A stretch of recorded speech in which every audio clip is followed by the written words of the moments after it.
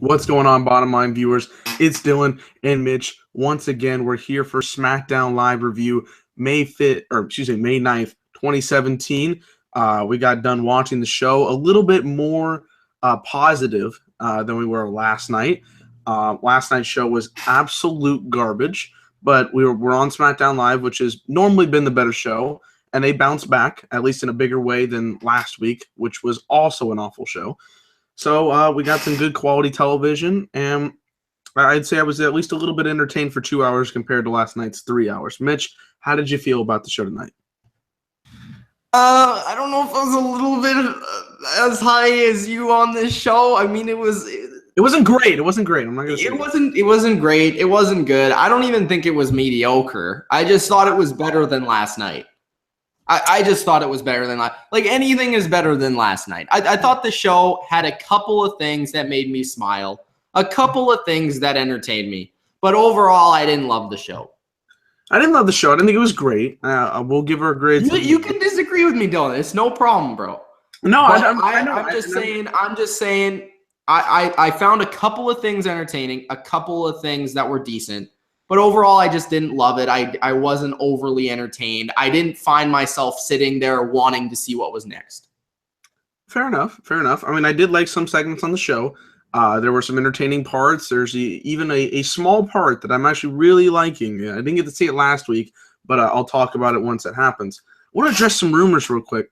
Somebody in the comments section of last night's Raw review put out there that Dylan and Cesar sound the same. For the record, I am not Cesar.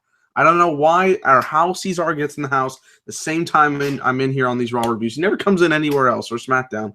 But I am not Cesar. I just want to put that out there very clearly and just saying, not Cesar. What? Hey. I don't know. You might be Cesar. Cesar does that quite often. It's catchy though. You know, I like the guy.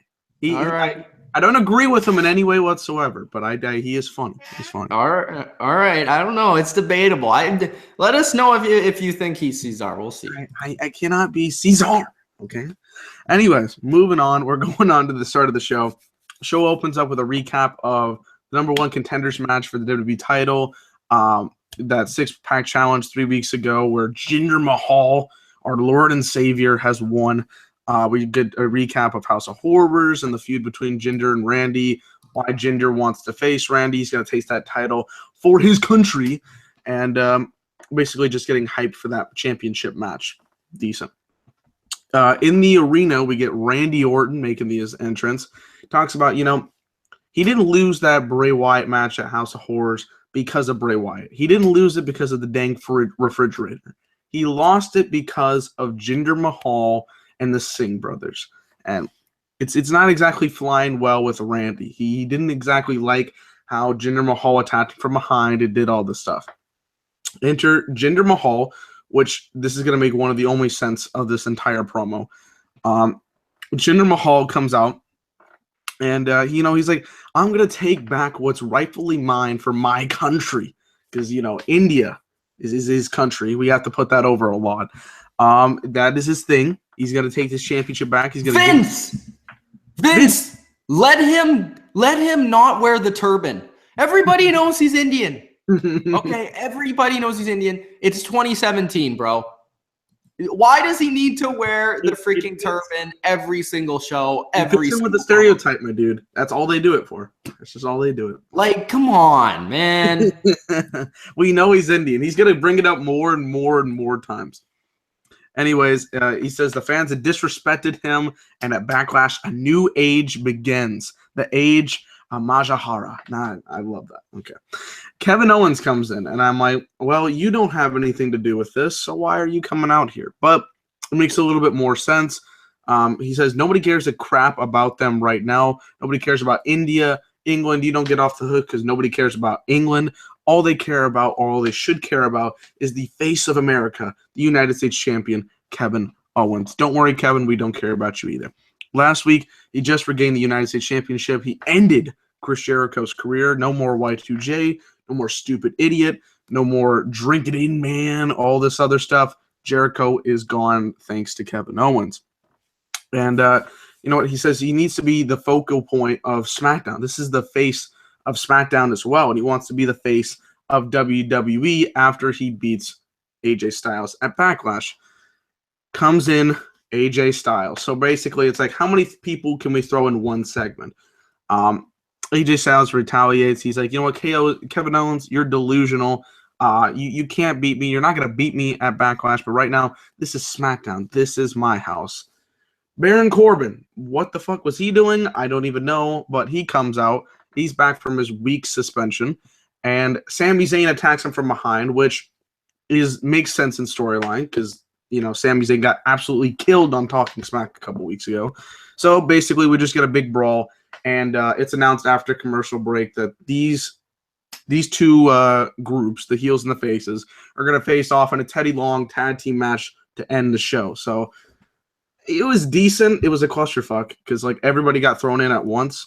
But just setting up the main event match. Mitch, you got anything for the segment? Overall, I'm just going from wrestler to wrestler. Randy Orton, it made sense for him to go out there and talk about the House of Horrors. He hasn't talked about it yet. That made a lot of sense, but he didn't really say much about it. Fair enough, I guess.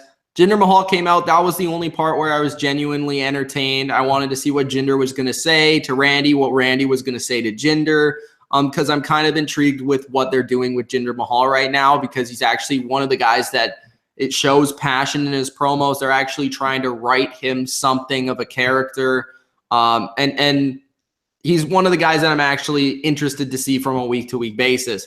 Then we go to Kevin Owens, where how many times are we going to have a Canadian guy be the I hate America thing, like he's basically the face of America, but basically what he's saying is I hate America and I'm better than America because I'm Canadian. Like, how many freaking times is that going to happen, man? Like, you can't beat the un-Americans. I'm just saying that right now. It's just lame to me. We've seen it a lot before, and I'm just not a huge fan of it, and I'm just not a huge fan of Kevin Owens. So and then we have AJ Styles, and I don't really care about this feud right now. They've given me no reason to care.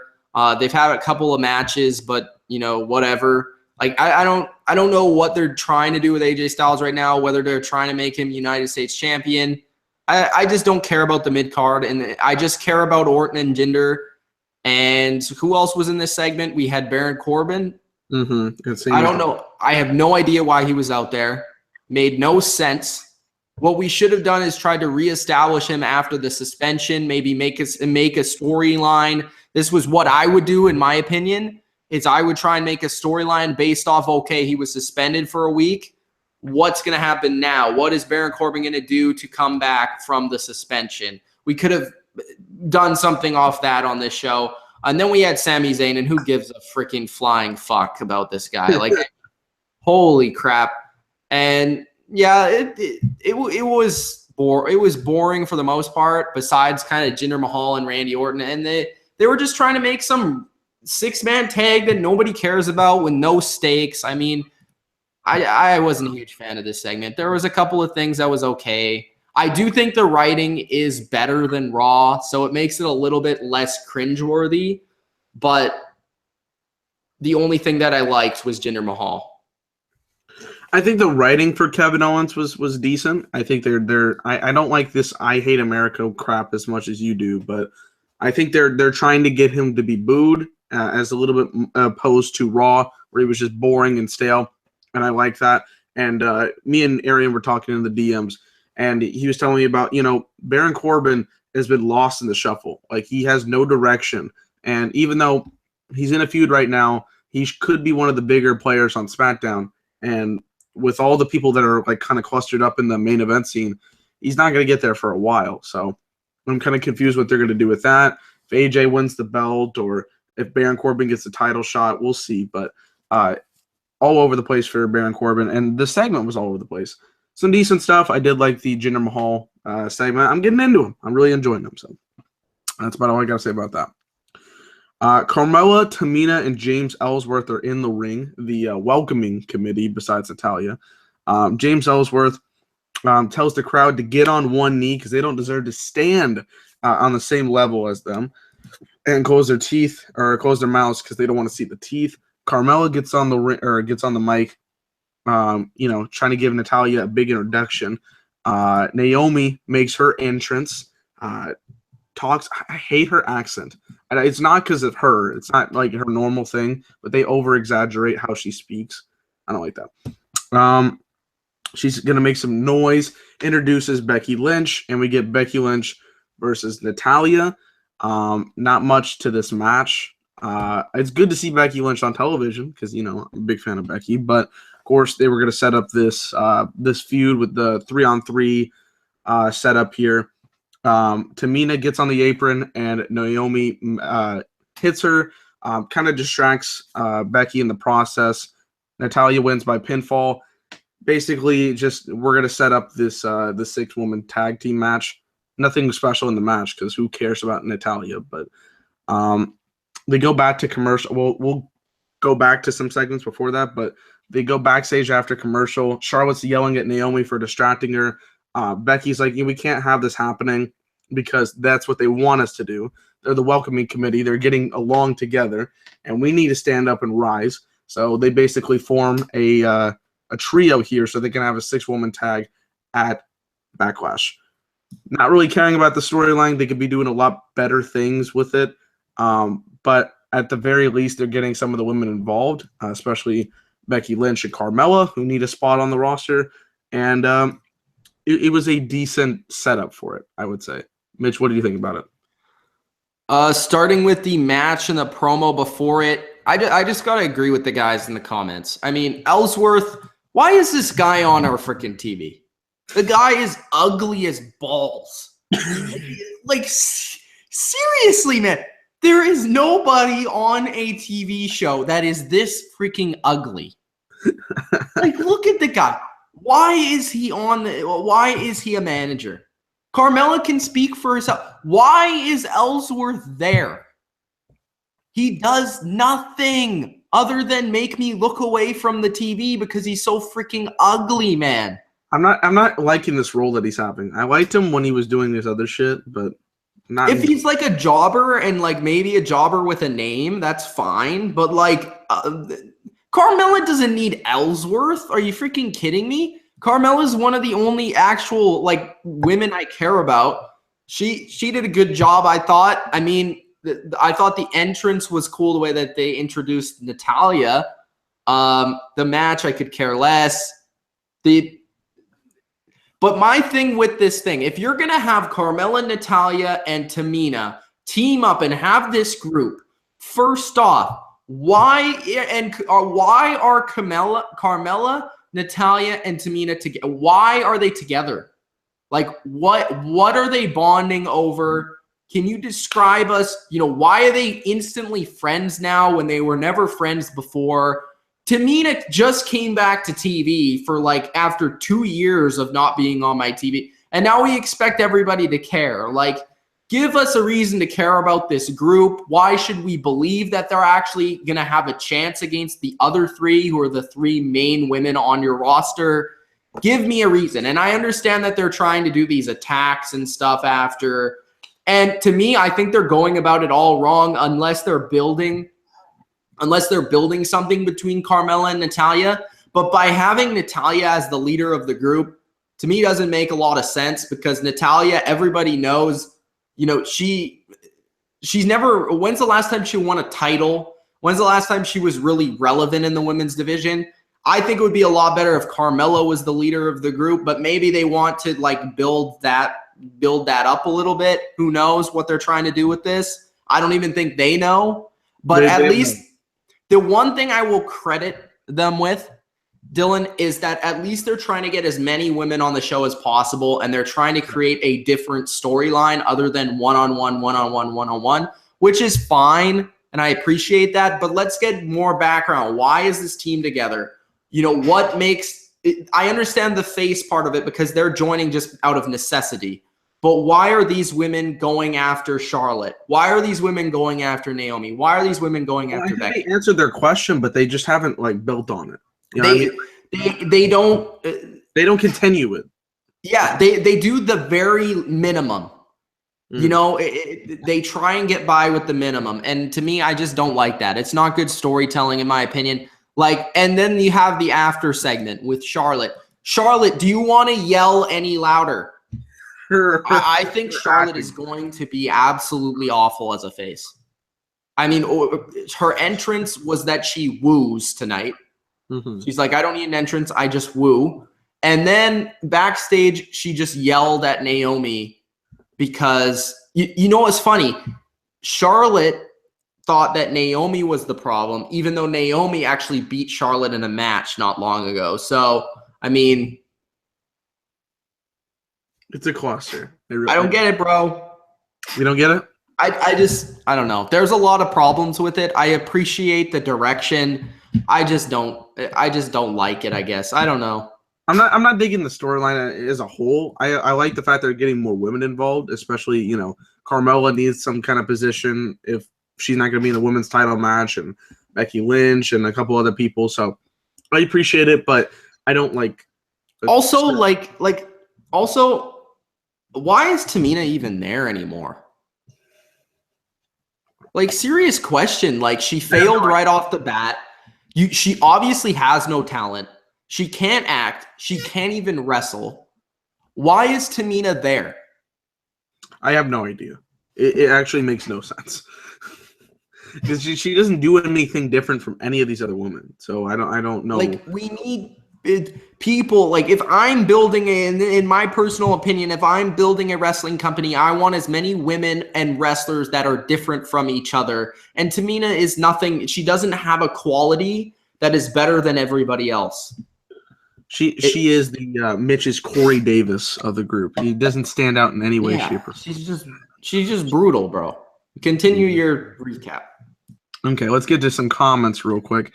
Arian says Ellsworth sucks. I can't stand him. He's so cringeworthy. Followed up by Zal, who says Ellsworth is also garbage.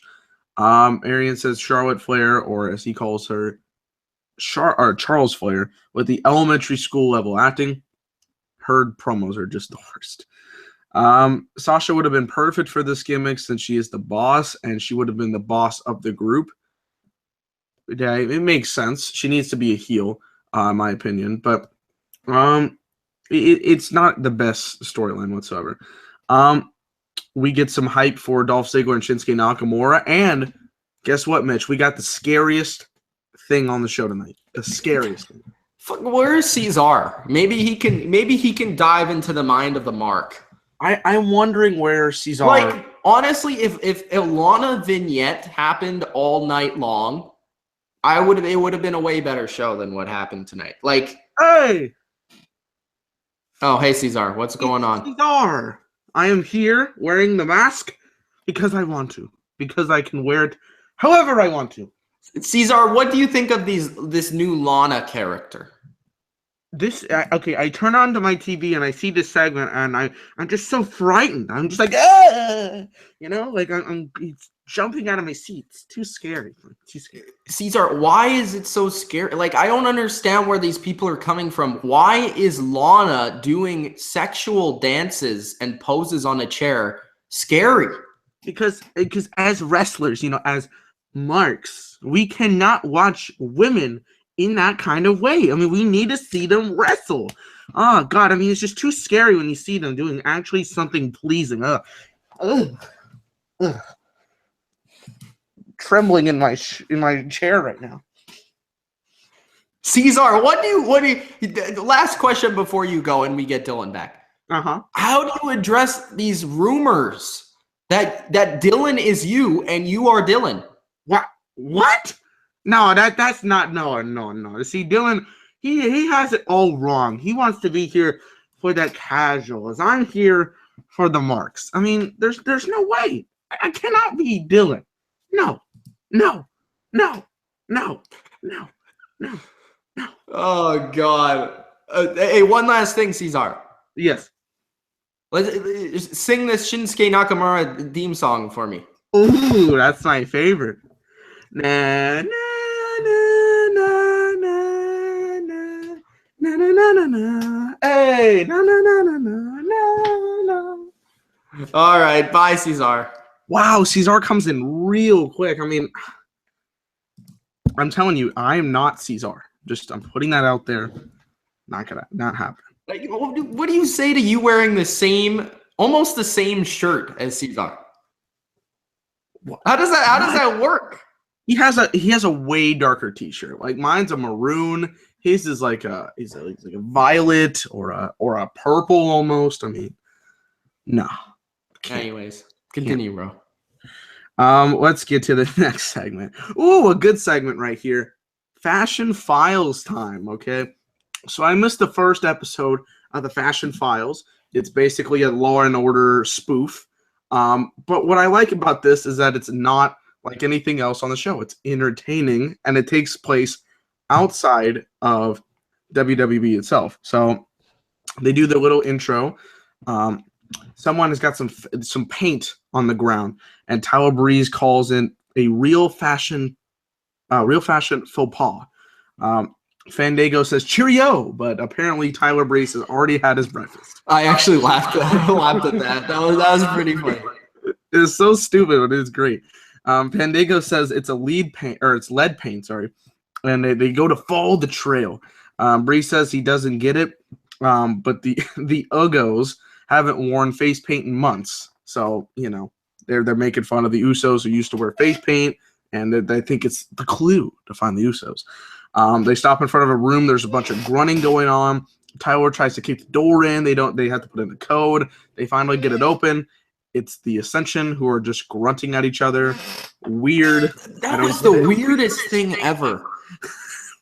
Why is there an echo now? There's an echo? Jesus. Yeah.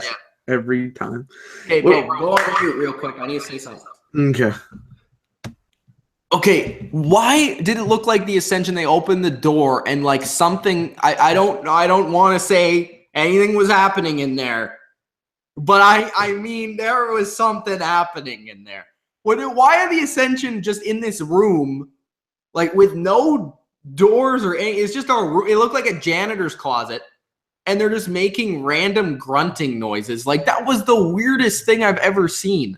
Like that made no sense. It was hilarious though. Like I was like, what the freak is going on? Like, but you know why I love this character now? Like I've always kind of liked it. Like it's grown on me steadily since they did the Fashion Files last week. It's really like I really liked that last week. I don't know if you've seen it yet, Dylan, the first one, but you should check it out. It's different than this one. And I like that they continued it and they did something totally different from they did last week. That's really good. But also, it's so cheesy and so ridiculous that it's good. You know what I mean? Like,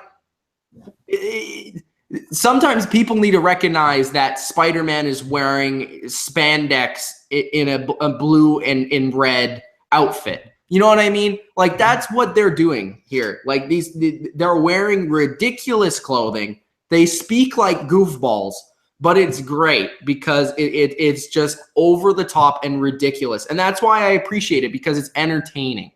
Well, and not everything has to be so serious and getting on. Yeah, and also like they're actually building their character by doing these segments. We're actually learning more about these guys and we're getting genuine entertainment out of their characters. We're not just seeing wrestlers go and wrestle matches. We're understanding what their characters are about. And that is wrestling as I know it. That's what we need to get back to. That's what we're all putting out there. Sorry if the chair is getting really loud because it's squeaky. I don't know why it's doing that. Let's get to the next segment here. Probably one of the worst segments of the night. I really did not like this at all. Eric Rowan versus Luke Harper. I don't understand what the direction is for either guy here. Eric Rowan's not going to get anything out of this. And Luke Harper, who's extremely talented and at one point during this year I thought could have had a WWE title shot, is now just getting squashed. Eric Rowan won this match because I guess they still have a beef from being Wyatt family guys, and Eric Rowan still won, I guess, and Luke Harper's not. Not really digging that, but Eric Rowan wins. I can't get into him. He doesn't have anything to show for me, even as he is a big guy. And Luke Harper, who's actually extremely talented, is getting pushed to the wayside. You got any thoughts about that?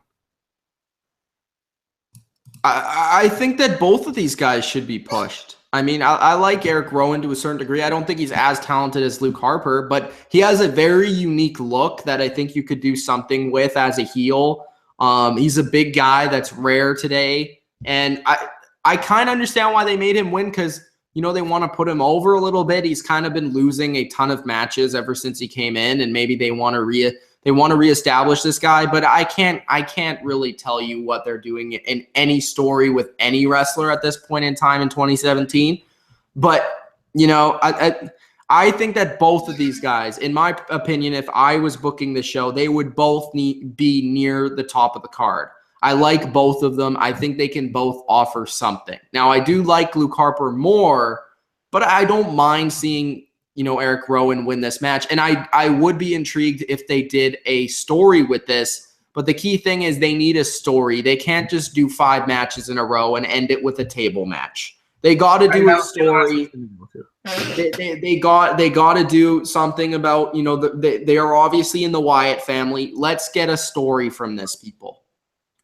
That's why I have a feeling. I don't think that's what they're going to do. I just don't know if that's what they want, and if they even care about these two guys. Honestly, I'm not a big fan on Rowan. That's just my opinion. But Luke Harper, I think, is talented. He just gets lost in the shuffle. Hopefully, they got something to do with him. Maybe a story comes out. We'll see. Bro, fix your chair, man. I know, man. I'm trying to fix the damn chair. I don't know how to fix it while I'm sitting. Get Cesar in there. I think Cesar is a handyman. I think he can get his wrench out and fix it up. Cesar couldn't even know how to open the door. I don't know. Well, he might be coming out in this next segment. Dolph Ziggler and Shinsuke Nakamura. He's his boy. So Dolph Ziggler comes out first. He's calling the crowd hypocrites. He said 8 long years, and it seems like 12.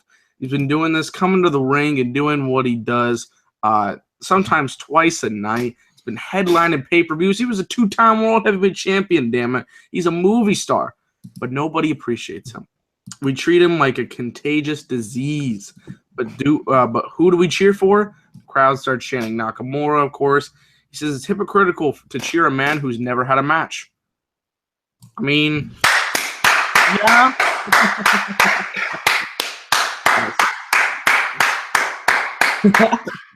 Long clap. I just started clapping. I just smiled. I was like, exact. I yelled at my TV. When Ziggler said it's hypocritical to cheer a person that's never had a match, I screamed at my TV and I said, "Thank you.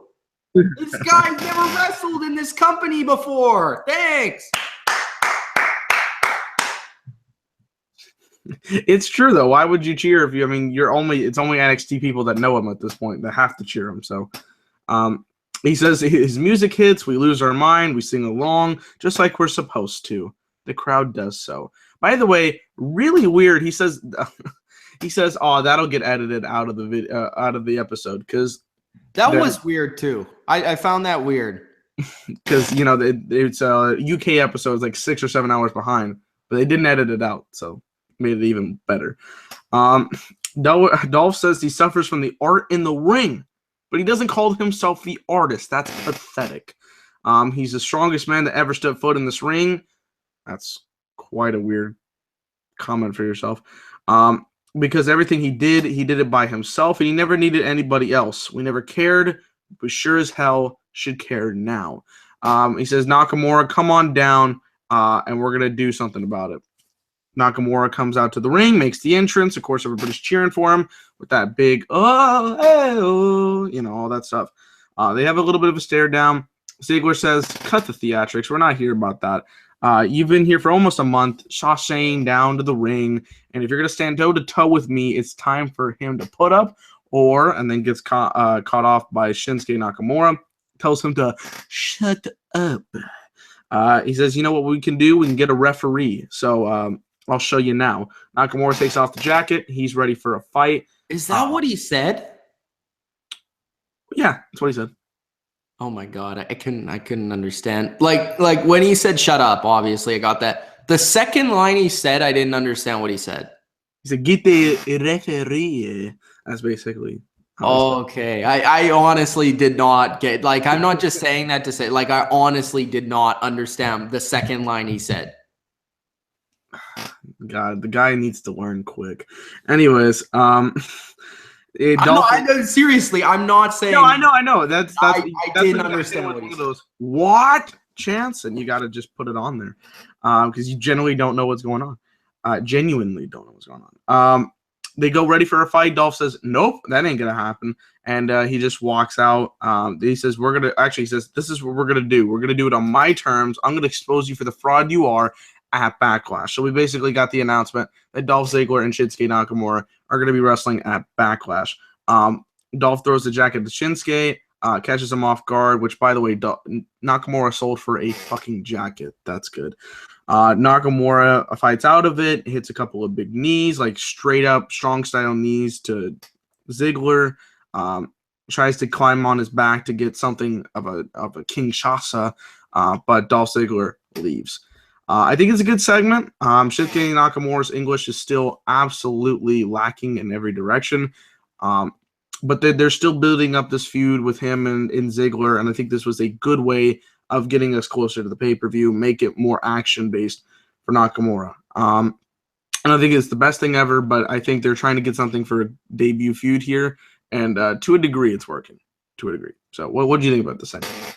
Yeah, I have two comments about this segment. I thought it was okay. My comment about it primarily is that Ziggler, again, was the better of the two, in my opinion, at least. I thought his promo was pretty good.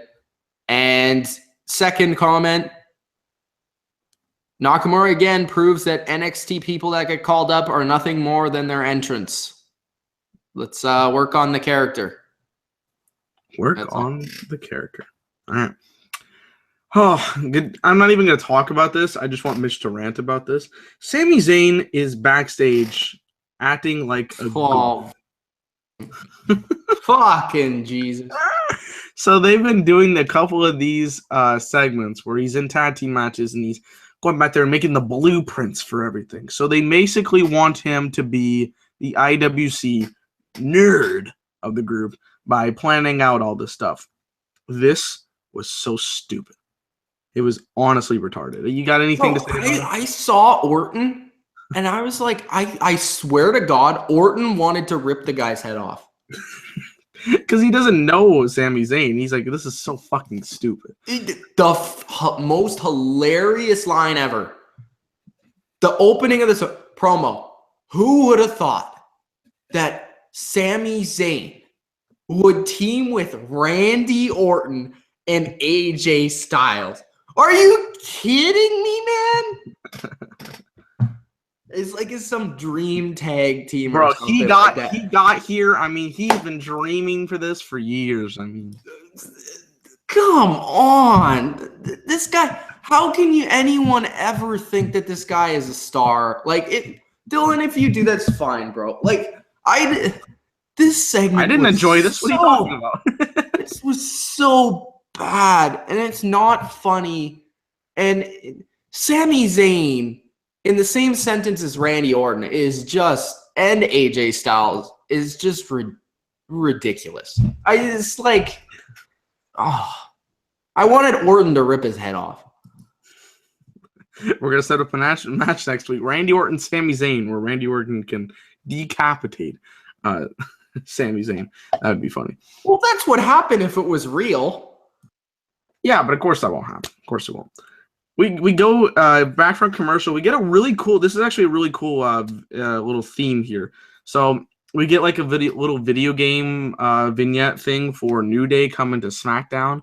They do like the coin operation. Like, I'm not gonna pick this team. Not gonna pick this team. New Day was there, and it's like an 8-bit or whatnot. Thought that was cool. Breezango now face the Ascension. So I even like Fashion Files even more that the tag team that they saw in the Fashion Files they're gonna face later on tonight. It's small, but I like that. Didn't really care about the match. Basically, the Ascension beat up Fandango until the very end. Tied to Fandango. They win with the last dance from Fandango. So Breezango gets another tag team victory. They start dancing, but guess who shows up? The team, the Usos. they come out to interrupt Breezango. They said they're a little bit too excited, but they shouldn't get in a rush yet because in how many days, Mitch? How many days? Waiting for the answer. 12. 12 days. Everything is 12 days. I think he waited exactly 12 seconds to answer me. That's even better. 12 days.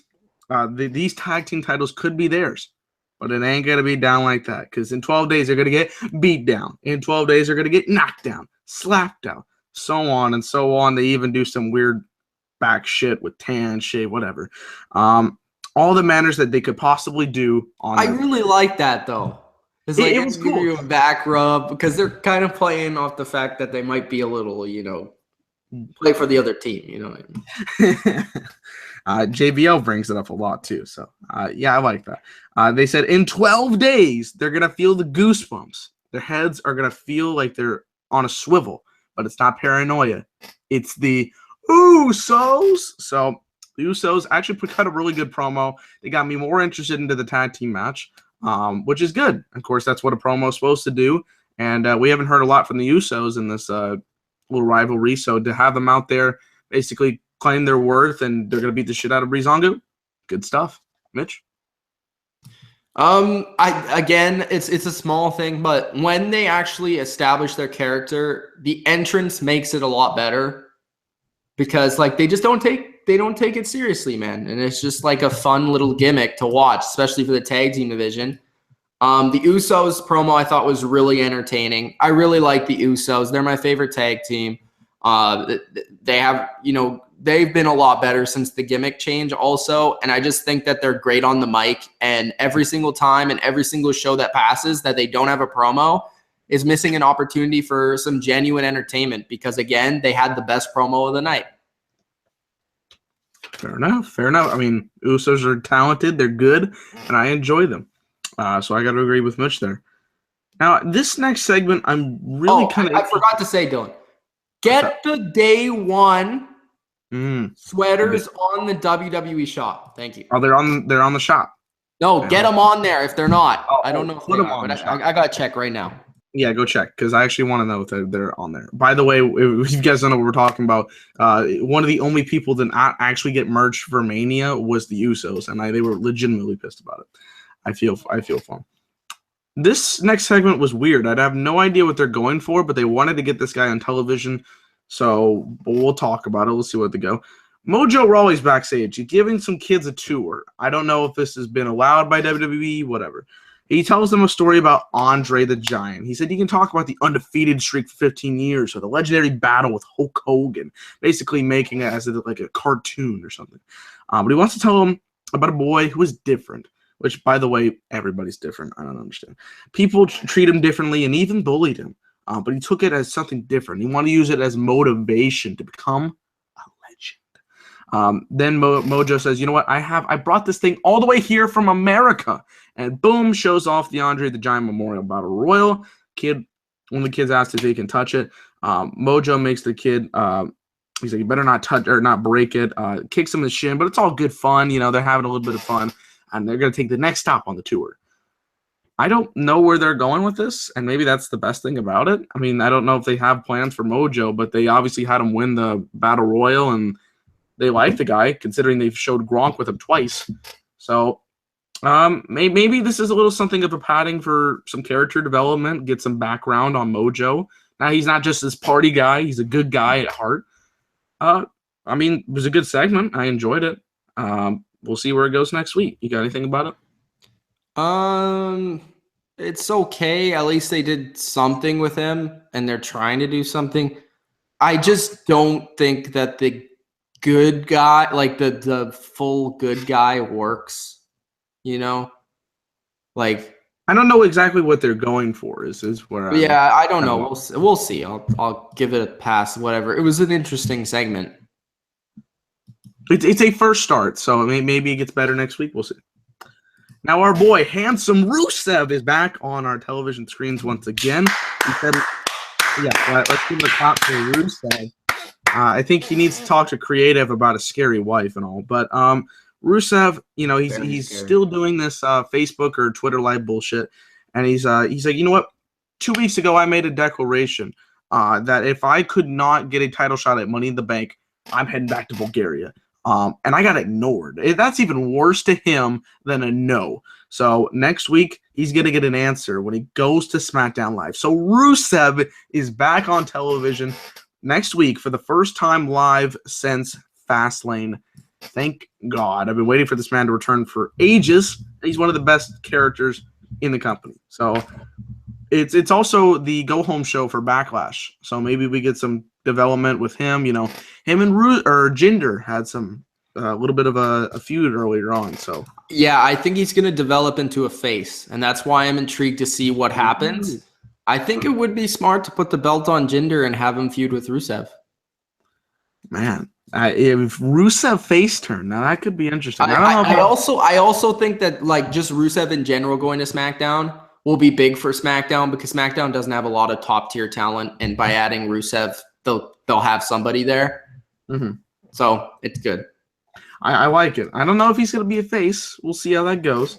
But he's certainly at the top, the cream of the crop, and we're interested to see what he does.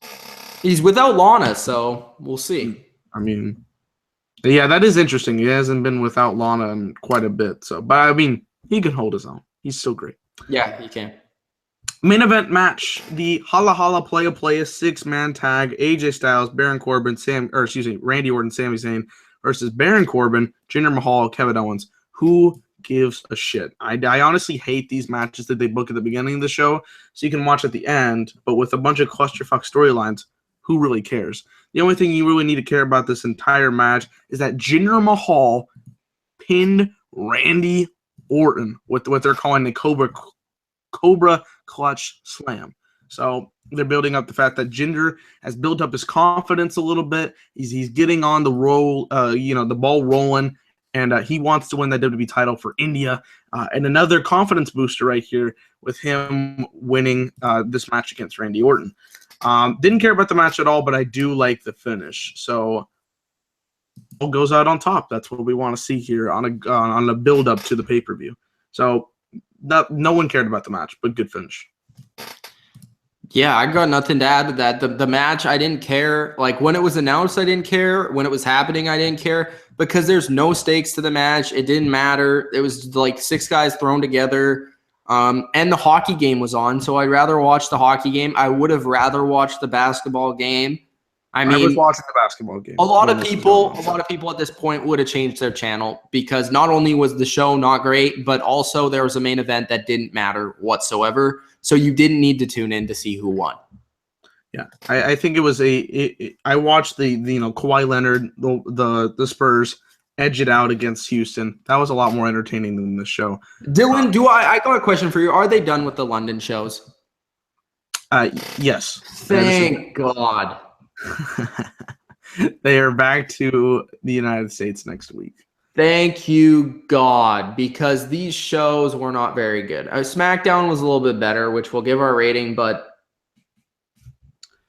they're already terrible in the United States. So when they go to London and they have to tape them, they're even worse. Well, they don't even care when they go to the London. They're just like, we're in London. It's a free week. Let's go do vacation and bullshit. So yeah, they're done. Their overseas tour will end. And hopefully these bad to mediocre shows get done with. Let's get to Mitch's grade first. Mitch, what is your grade for tonight's episode of SmackDown Live? I'll give it. I liked a couple of things on the show. Let me go through it in my head. I like the tag team division. The tag team division tonight was the best part of the show. Ooh. So I liked the Usos. I liked the Breeze Dango. Jinder Mahal is fine. I'll give it a 4 out of 10. 3 or a 4. 4. 3. I'll give it a 3. That's actually exactly what I was thinking. I'm gonna go with a. It doesn't deserve a 4. It's a 3. I'll go 3.5. I'll make it a little bit better than Mitch's grade. I did enjoy a couple of things on the show. The tag team division, which is weird, it kind of got reversed. We didn't like this tag team division at all coming into the year. and now they're one of the better things is SmackDown. But that also hurts the product because not Just a lot tonight, of other things are going on. just tonight, Dylan. We don't know about I'm next saying, week. you know, the week after Breezango, that. Usos, they could be better. I'm just saying, like, as in terms of since the Superstar shakeup, they've been improving, and some of these other areas have deproved, and that's why their scores are low. I didn't watch last week. I heard it was absolute garbage, but I'm imagining it was better than this was better than last week. I don't even remember, to be quite honest with you. I think it was a little bit better, a little bit. Women's division's kind of a cluster. Some of these divisions are quite a cluster, and I don't even know what the United States title is going through. But there was a couple of interesting to entertaining segments that kept me afloat. And thank God SmackDown's 2 hours. Like at least it has the sake of being 2 hours. If it was 3 hours, we'd be talking about it the same way as Raw, and it might even be worse. Yeah, pretty much. Because it's 2 hours, we look at it as if it's better. But because it's more refreshing. I mean, I don't have to spend another hour. Yeah, exactly. But I think the show quality hour to hour is about the same right now at this current point in time. SmackDown was better like 2 months ago. With what we're achieving right now in the Superstar shakeup, I would say so. But I'm also not grimacing with my teeth.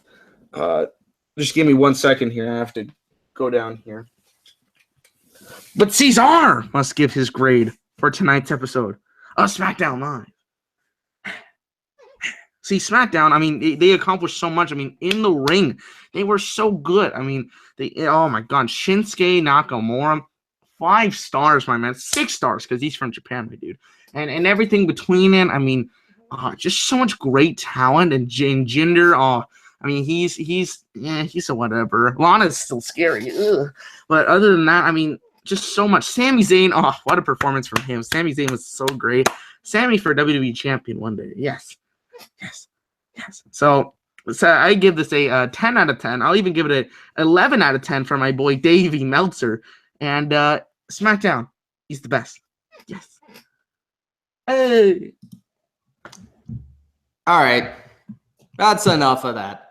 Why does Cesar come into this? Jesus, I don't even know how he does it. Whatever. Plug City time. Actually, yeah, let's go to Plug City, then we'll get to some comments. Mitch, what you got for plug? All right, so for plugs, make sure that you follow us on Twitter and you like our Facebook page. It would help us a lot.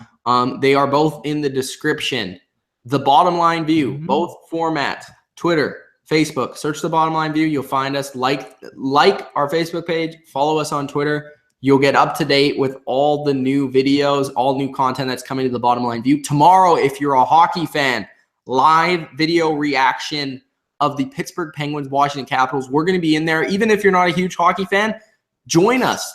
Get in there. You can talk to us, ask us questions, whatever it is. We're going to be watching the game, but if you want to ask us a wrestling question or whatever it may be, get in there and, we can talk about whatever. So, because there are commercials, there are stuff that happens during the hockey game that isn't straight action. So, join us and have fun with the members of The Bottom Line View. Other than that, I mean, stay tuned for more content. We always got stuff every single day. Yeah, I gotta agree more. I'm gonna be working tomorrow, so I would be on that, but gonna miss it. There's some other stuff coming out. Stay tuned for some big series. We're planning some stuff in the future. We just had a big meeting. I can't go in too depth in it because it's me. But stay tuned. Maybe some Xbox, PlayStation. Just keep that in the mind. Keep that in the back. Also, I will tease for the reviews next week. Next week, there will be a debut of a new character, a guy I know. He is a huge mark, and he is going to be on. He's going to be on the channel. He's going to be in the reviews, and him and Cesar are going to give their big opinion on the shows as well. Ooh, I mean, a mark and a mark. I mean, they just collab so well, if you know what I mean. They slap real well. Anyways, stay tuned for more content. The Bottom Line View is just kicking and rolling. We're going to keep going on and making banger content. So from Mitch, it's Dylan of The Bottom Line View. Thank you guys for watching. Like, comment, and subscribe to the channel. Peace. Peace!